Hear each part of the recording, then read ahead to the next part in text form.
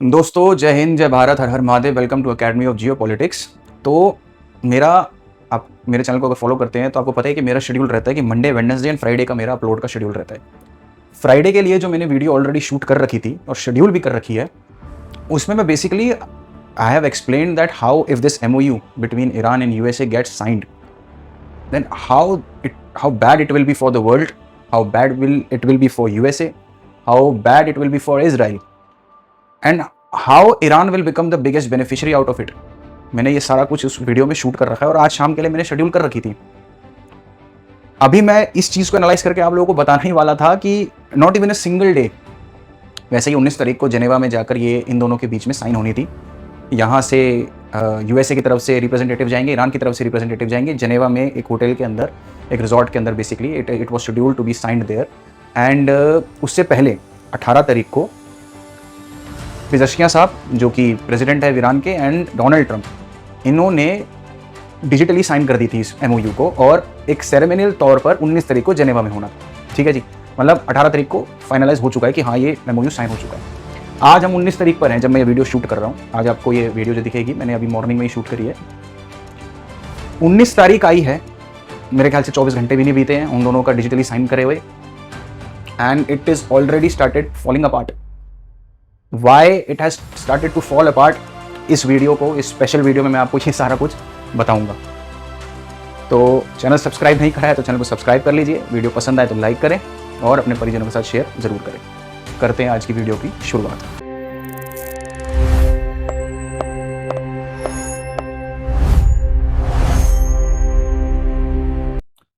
तो वीडियो की शुरुआत स्लाइड से ही आपको बतानी पड़ेगी क्योंकि एक्सप्लेन करना है कि exactly why this deal is already started to fall apart. सबसे पहला तो डोनाल्ड ट्रंप का कल इस साइनिंग सेरेमनी के बाद जो डिजिटली साइन करा उसके बाद एक ट्वीट आता है कि the United State is committed to peace and we encourage everyone in the Middle East region to maintain their commitment to allowing our negotiation to beautifully unfold. ये कह रहा है कि भाई मिडिल ईस्ट में जितने भी बंदे हैं उनको मैं कह रहा हूं कि भाई हमारी कमिटमेंट जो है उसको काइंडली पूरी होने दीजिए और मिडिल ईस्ट में पीस रखिए। The markets are loving that what is happening, the oil prices way down, stocks way up, we expect complete ceasefire on all front including Lebanon, Hezbollah and Israel. Thank you for attention to this matter। अब इस भाई को ये tweet करने की जरूरत क्यों पड़ गई? जब ऑलरेडी साइन हो चुका है तो कहीं ना कहीं इसके दिमाग में कुछ डाउट होगा।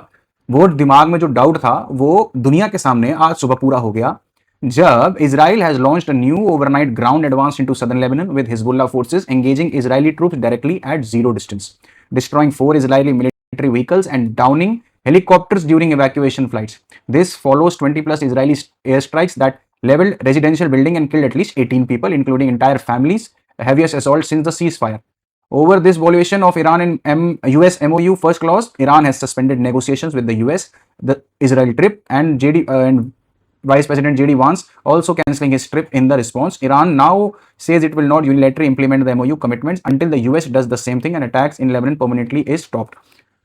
ये खबर आती है, उसके बाद रॉयटर्स में ये खबर आ जाती है। रॉयटर्स के हिसाब से Switzerland, US talks with Iranian negotiator on a pact to end Middle East would not take place on Friday as JD Vance dropped plans to travel to the country, adding uncertainty whether the lasting truce can be found. JD Vance यहां से उड़ा नहीं, उसने मना कर दिया कि मैं यहां से नहीं जाऊंगा। Iranian negotiator first needed to see signs of US implementing the interim deal and there was no confirmation its delegation would travel to Switzerland, the semi-official Tanseem news agency said before Vance Thursday announcement। यहां से Iran कहता है कि भाई पहले तो हमको US की कमिटमेंट देखनी है कि इस डील को लेकर यूएस कितना कमिटेड है। आप इस बात को ध्यान दीजिए, वो इजराइल का नाम नहीं ले रहा है, वो यूएस से ही बात कर रहा है। लेकिन ईरान अच्छे से जानता है that Israel is the main party who has to adhere with the ceasefire MOU, but वो बात इजराइल से कर ही नहीं रहा है, वो कर रहा है बात यूएसए से। वो क्यों है वो मैं अभी आगे जाकर आपको बताऊंगा। The US officials has also said that they would hold a formal signing ceremony for the US Iran agreement in Switzerland, but the Iran foreign ministry had casted doubt on the plan, calling it unnecessary for both the countries. President signed the pact. Israel left out of the peace talks, has distanced itself from US-Iran accord and kept up fighting against Iranian allied Hezbollah militant group in Lebanon, also raising questions about whether the agreement would hold. In Washington, some US President Republican allies in the Congress questioned whether he had conceded too much in order to end the conflict, unpopular with most of the Americans. Trump has sworn to end the war जब ये war शुरू हुई थी तो Trump साहब छाती पीट के एक ही बात कहते थे कि अनकंडीशनल सरेंडर नहीं होगा, मैं इस जंग को बंद नहीं करूंगा। अनकंडीशनल सरेंडर, अनकंडीशनल सरेंडर, भाई का अनकंडीशनल सरेंडर आ गया $300 बिलियन देकर। ईरान के supreme leader Ayatollah Mustafa Khamenei का एक स्टेटमेंट आया है, कह रहा है कि Trump had signed the deal out of desperation. अब बताइए, ईरान वाले भी यही कह रहे हैं कि Trump has signed the deal out of desperation and signalled that approaching talks over Iran nuclear programme among Trump's stated reason for starting the war would not be easy if American side wants to be too demanding we will not accept it. अब ये तो देखिए, आप समझ गए कि ये deal तो चली नहीं। ये बात तो देखिए बहुत सिंपल है, ये डील चली नहीं। 2-3 वीडियोस में इस एमओयू के निकलने के बाद मैं बना चुका हूं। एक वीडियो आज के लिए अपलोड करी थी, उसको थोड़ा आगे करना पड़ेगा, ये वीडियो आज के इसमें आएगी, लेकिन मैं ऑलरेडी आपको बता चुका था ये डील चलने वाली है नहीं। देखिए सिंपल सी बात है, पार्टी है कौन? Iran, Israel, USA. अब हो क्या रहा है, यूएसए है ना, इसको बायकॉट कर रहा है। इसको बाईपास करके जो चीज यहां से ऐसे जानी चाहिए डील करने के लिए, यूएसए कोशिश करे कि ऐसे हो जाए। क्यों, किस लिए? मिड टर्म, इन्फ्लेशन, और ऑलरेडी आपके $80 बिलियन वॉर का ये खर्चा है, ये वॉर का एक्सपेंडिचर $80 बिलियन का ऑलरेडी खर्च हो चुका है। लोग सवाल उठा रहे हैं $80 बिलियन में तुमने कमाया क्या है? क्या मतलब कमाया नहीं, सॉरी, क्या तुमने कोशिश करी करने की? तो ये सारे रीजन है। उसको पता था कि अगर इजराइल बैठेगा तो इजराइल तो कभी मानना है ही नहीं, तो यूएसए ने बाइकआउट करके सीधा ईरान पर आ गया। अब क्या हो रहा है, अब ईरान जब भी कुछ भी कह रहा है वो कह रहा है कि भाई जब तक यूएसए अपने टर्म्स को नहीं मानेगा मैं एमओयू साइन ही नहीं करूंगा। वो भी इजराइल की बात ही नहीं कर रहा है। Who is feeling most left out? Israel. अब हुआ क्या, अब हुआ जो अभी स्टेटमेंट आई है, हिजबुल्लाह ने इजराइल पर अटैक कर दिया। ठीक है जी, हिजबुल्लाह ने इजराइल पर अटैक कर दिया। इजराइल की बहुत स्ट्रेट फॉरवर्ड कमिटमेंट है टुवर्ड्स इट्स पीपल। उसने सीधा साफ सुथरा बोल रखा है। हिजबुल्लाह ने इजराइल पर अटैक करा, लेकिन इजराइल की कमिटमेंट बहुत स्पष्ट है अपने लोगों के लिए कि मेरे कंट्री पर, मेरे लोगों पर अटैक होगा, आई विल रिटेलिएट। मैं किसी की नहीं सुनने वाला, चाहे सामने यूएसए हो, चाहे आगे डोनाल्ड ट्रंप हो या कोई मर्जी हो, मैं नहीं सुनने वाला। अब हुआ क्या, हिजबुल्लाह ने अटैक कर दिया इजराइल पर, जिसकी वजह से 4 सोल्जर्स की डेथ हो गई। 4 सोल्जर इजराइल के मर गए, शहीद हो गए। अब हुआ क्या, इजराइल ने वापस रिटेलिएट अटैक कर दिया, रिटेलिएटरी अटैक कर दिया, जो कि मैं आपको एक बार दिखा भी देता हूं, जो मैं स्लाइड्स में इंक्लूड भी कर रखी है। आप उसको पहले देख लीजिए। ये देखिए, यहां पर हैवी आईडीएफ स्ट्राइक्स होता है अक्रॉस सदर्न लेबनन। वो ऐसा क्यों होता है? क्योंकि लेबनन ने इजराइल पर अटैक कर दिया, जो मैंने आपको पिछली स्लाइड में बताया। तो फिर आईडीएफ, इजरायली डिफेंस फोर्स ने ये अटैक करना शुरू कर दिया। ये वीडियोस हैं जो मैंने इंक्लूड करी नहीं है। अब मुद्दे की बात देखिए, सबसे बड़ी बात, ये मोसाद कमेंट्री है, एक ट्विटर का अकाउंट है। ये लिखता है कि द सीक्वेंस ऑफ इवेंट्स अभी क्या हुई। हिजबुल्लाह ने सीज फायर को वॉलेट करा और इजरायली टैंक पे मारा, जिसकी वजह से 4 इजरायली सोल्जर्स मारे गए। इजराइल ने रिस्पॉन्ड करा, एक्सटेंसिव आईडीएफ अटैक्स कर दिया हिजबुल्लाह के टारगेट्स पर लेबनान के अंदर।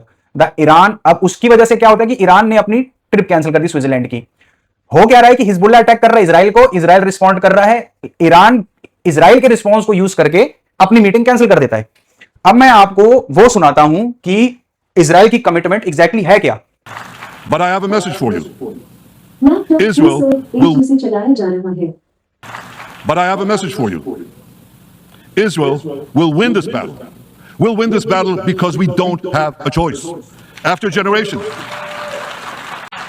generations in which our people were slaughtered, remorselessly butchered, and no one raised a finger in our defense, we now have a state. We now have a brave army, an army of incomparable courage, and we are defending ourselves. As the book of Samuel says in the Bible, Netzach Yisrael lo yishaker. The eternity of Israel will not falter.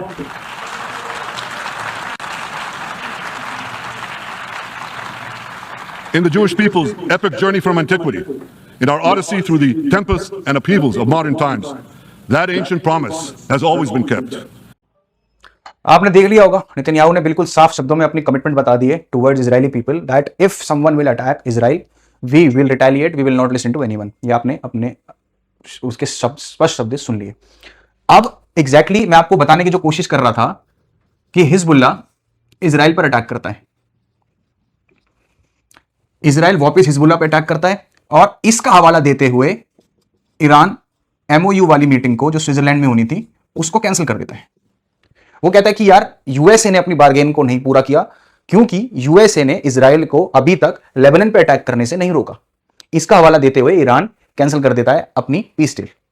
Simple सी बात है, वो ये नहीं देख रहा कि Hezbollah ने पहले इजराइल पर अटैक करा, लेकिन वो बाद में ये कहता है कि इजराइल ने हिजबुल्ला पर अटैक करा। इसमें एक अधूरी कड़ी है जो किसी कोई समझ नहीं पा रहा है। देखिए, ये जो पीस डील है ना, ये तो मैंने आपको बता ही दिया कि रिपब्लिकन्स इस पीस डील से खुश नहीं है, इजराइल इस डील से खुश नहीं है, ये तो आपको दिख ही रहा है। डेमोक्रेट्स तो हो भी नहीं सकते क्योंकि वो तो अपोजिशन है। ईरान का फायदा इस डील से बहुत है, यह मैं आपको बता चुका हूं, लेकिन फिर भी ईरान में कई लोग हैं जो इस डील से खुश नहीं है। अगर मैं ईरान की बात करूं, ईरान के जो पीपल हैं, मतलब जो पॉपुलेशन है, आईआरजीसी जो कि हार्डलाइनर्स हैं, और डिप्लोमेट्स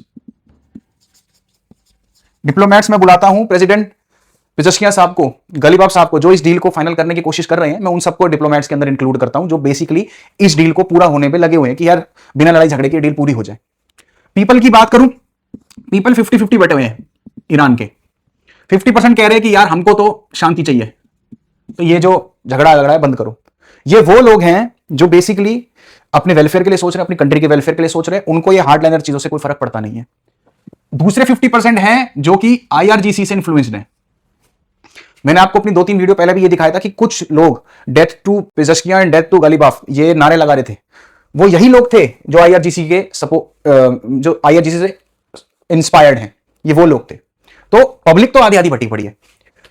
मैं आईआरजीसी से पहले डिप्लोमेट्स में आता हूं। डिप्लोमेट्स तो 100% इस डील के समर्थन में है, क्योंकि देखिए डील तो बहुत अच्छी करी है ईरान ने। मैं ईरान की बात करूं तो deal is fantastic for Iran. सारी बातें ईरान ने अपनी मनवा ली है, वही चीजें हुई है जो ओबामा के टाइम से जीसीपीओ के टाइम पे थी, वही सारी चीजें हैं, प्लस अपनी नई बातें और बनवा ली, रिकंस्ट्रक्शन फंड और ले लिया, टोल भी मोटा मोटा शुरू हो जाएगा 60 दिन के बाद। तो काफी चीजें ईरान के लिए अच्छी हैं। तो डिप्लोमेट्स तो 100% इस डील के समर्थन में है। लेकिन हार्डलाइनर्स, दीज हार्डलाइनर्स आर दोज जो कि खमेनी की बात सुनते हैं, उन्हीं को रिपोर्ट करते हैं, उन्हीं को सब कुछ करते हैं। अब आप ये सोचिए कि जो सुप्रीम लीडर है उसके फादर साहब को मारा गया यूएसए की तरफ से, उनकी वाइफ को मारा गया, उनके छोटे बच्चों को मारा गया, उनके भाई बंधु, उनके साथ के जितने लोग थे, उनकी पूरी की पूरी कमांड टीम थी जो बिल्कुल उनके परिवार की तरह था, उन सबको एक ही दिन में, पहले ही दिन में यूएसए और इजराइल ने मार दिया।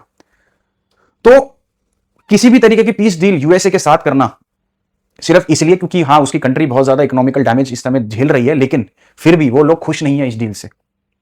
अब अगर वो लोग खुश नहीं है, डायरेक्टली तो आईआरजीसी वीडियो रिलीज कर नहीं सकती, क्योंकि ये जो 50% लोग हैं जो आईआरजीसी के सपोर्ट में हैं, अगर वो ऐसी कोई वीडियो देखते हैं कि हम इस पीस डील को होने नहीं देंगे, तो ये 50% लोग जो आईआरजी को सपोर्ट करते हैं ना, वो भी नहीं करेंगे। वो बोलेंगे कंट्री की ऐसी हो रखी है, तुमने अभी भी पीस डील को साइन नहीं कर रहे हो। तो आईआरजीसी क्या करता है, ये हिजबुल्ला जो है और जितने भी एक्सेस और रेजिस्टेंस है, इनको कंट्रोल कौन करता है?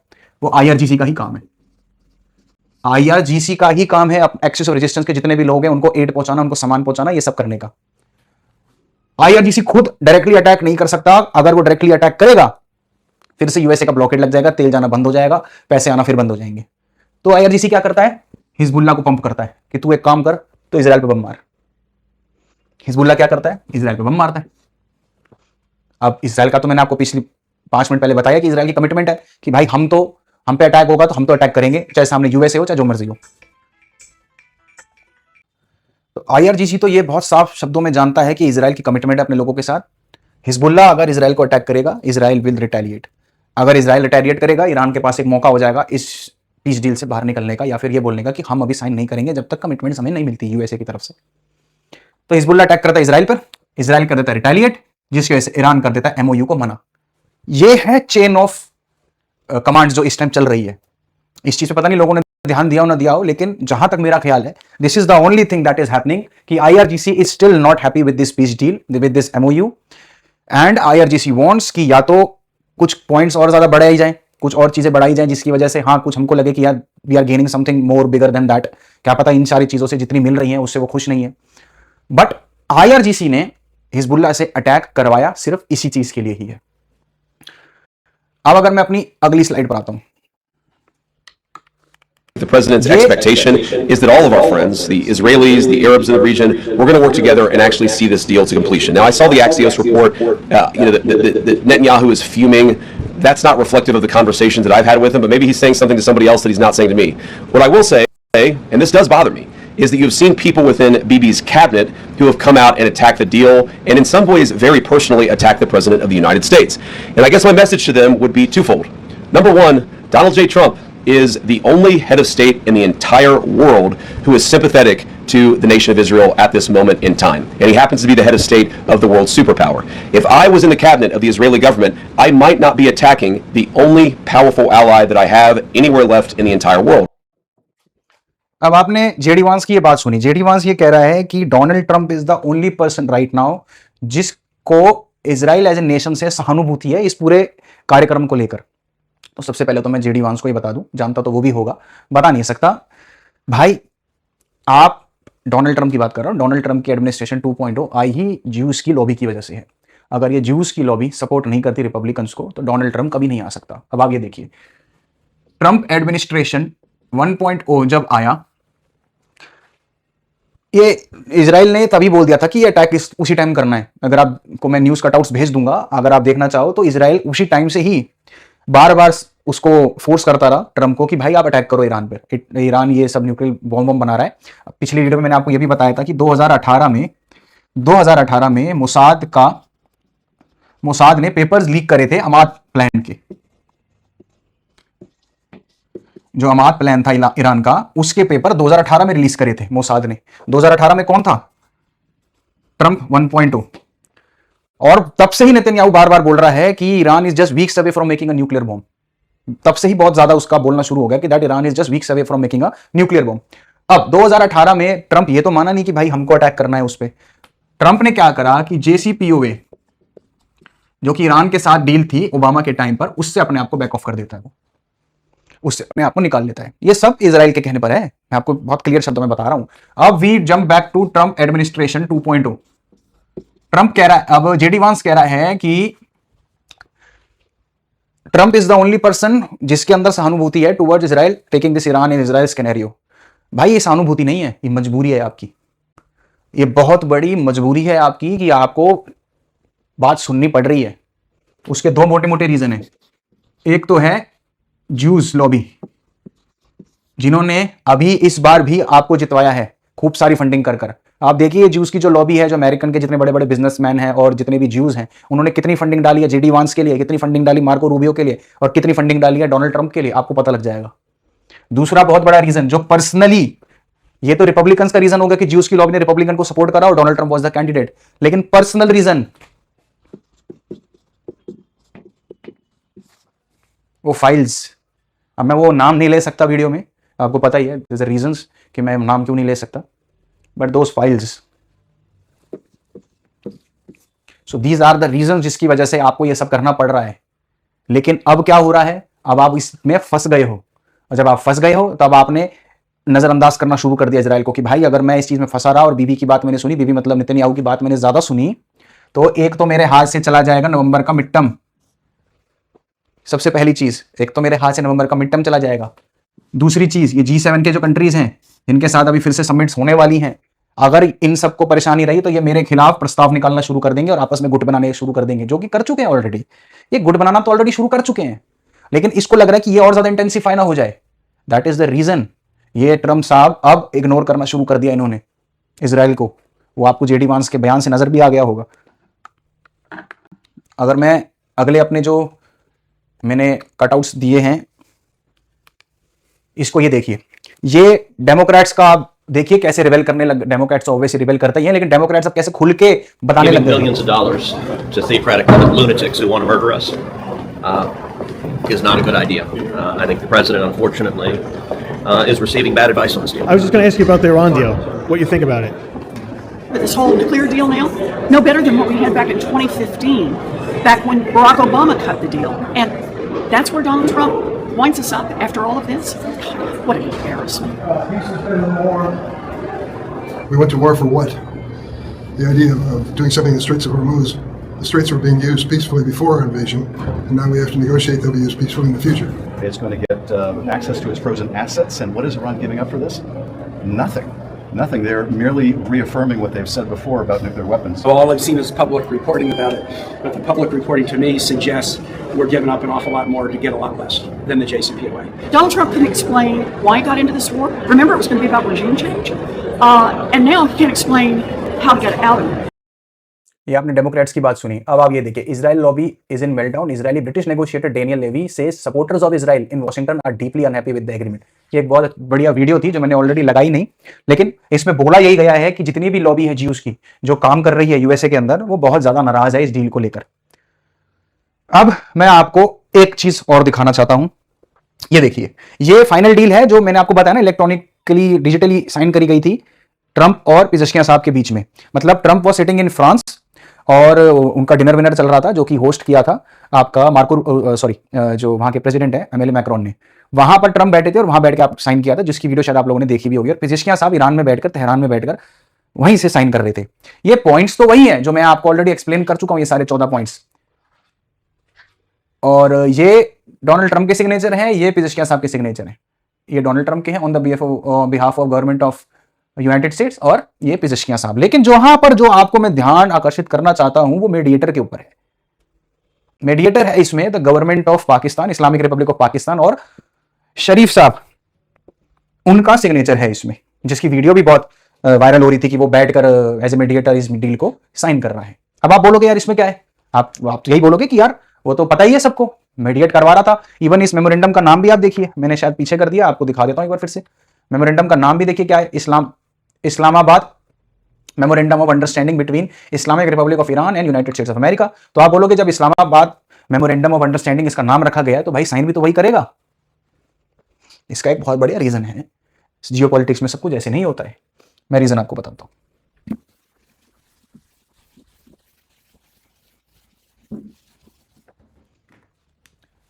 सबसे पहले इस्लामाबाद टॉक्स हुई, ठीक है जी। उसमें जेडी वांस गया था, जैरेड कुशनर गया था, स्टीव विटकॉफ गया था। अटर फेलियर थी, कुछ नतीजा निकला नहीं। जेडी वांस तो इतना नाराज हो गया था, वो सीधा ही प्लेन में बैठा, 5 मिनट भी नहीं रुका, खाना वाना क्या कुछ भी नहीं खाया, सीधा मीटिंग खत्म हुई, 15-20 मिनट बैठ के निकल गया अपना उड़ के। ये आपको पता लग गया, मतलब Islamabad talks was utter failure. दूसरी इस्लामाबाद टॉक्स होने वाली थी, उसमें उन्होंने ऑलरेडी मना कर दिया, जेडी वांस निकला ही नहीं। पाकिस्तान में न्यूज चलती रही कि भाभी जी ने खाना बांध दिया है, जेडी वांस चढ़ दिए हैं, बस आने वाले हैं, बट वो आए नहीं। ईरान की तरफ से भी कोई नहीं आया। तो इस्लामाबाद टॉक्स वॉक्स तो सब बेकार थी, ये तो आप सबको पता ही है, ठीक है जी। अब होता क्या है, खबर आती है कि who has entered the negotiations, Qatar, है ना। कतर ने नेगोशिएशंस एंटर कर दिया और with in weeks, like with in few weeks, this MOU is being signed on 18 जून। मतलब कतर के आते ही ये MOU साइन हो जाता है। लेकिन क्या होता है, मीडिएटर में केवल पाकिस्तान का नाम आता है, कतर का नाम नहीं आता है।